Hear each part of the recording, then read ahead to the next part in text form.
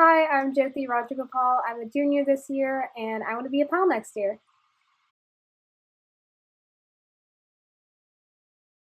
I see myself as a leader in many ways, but specifically in my tendency to take initiative.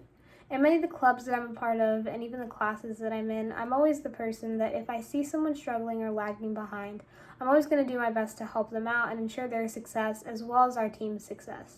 On top of this, if I ever see a need for something within an organization or if there's a problem occurring, I'm never going to sit idly by and let things continue as they were.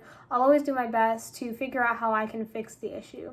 Specifically in orchestra, when I first began the program as a freshman, we were really small. We didn't have a lot of resources. We've grown a lot over these past 3 years, but we still saw some issues this year. First was that a lot of people don't even know that Elkins has an orchestra. So to fix this, I pitched that we should have more social media presence on Instagram and Twitter, just so more people know that we exist at Elkins.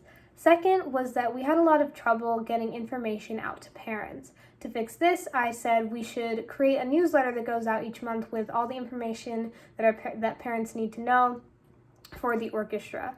I think this is really telling of my leadership because even though I didn't have a designated officer position this year, I still took the initiative to help out with the issues that were occurring.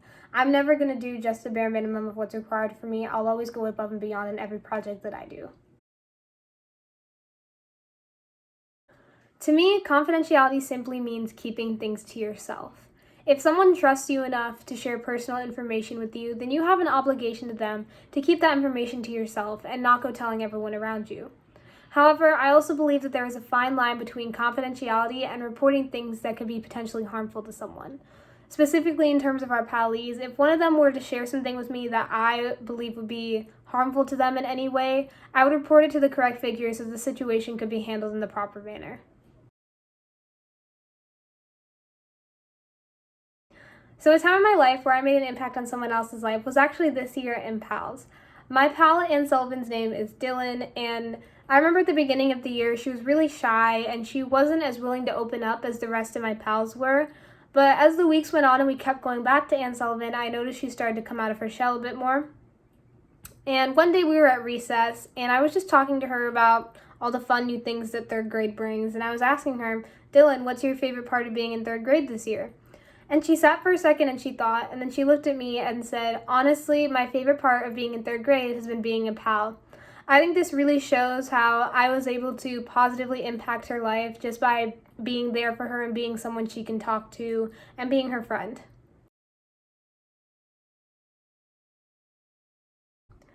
Whenever you work as part of a team, there are always going to be people that have different viewpoints than you, and sometimes that causes people to clash. If I were to ever not get along with another pal, I would sit down and have a conversation with them about what happened that caused us to not get along and what I could do on my end to help fix our relationship. I think when people hold grudges and don't work well together, it really reflects poorly on the team and it brings the team down because you're not focusing on achieving the goals that you've set, but rather on your own personal problems. I think one mistake in my life that I learned from is how I treated my younger sister when we were young. Obviously, when it comes to siblings, there's always going to be bickering and fighting, but when I was younger, I was honestly pretty mean to her. It was like the usual name calling and fighting, but just a lot more frequently than usual.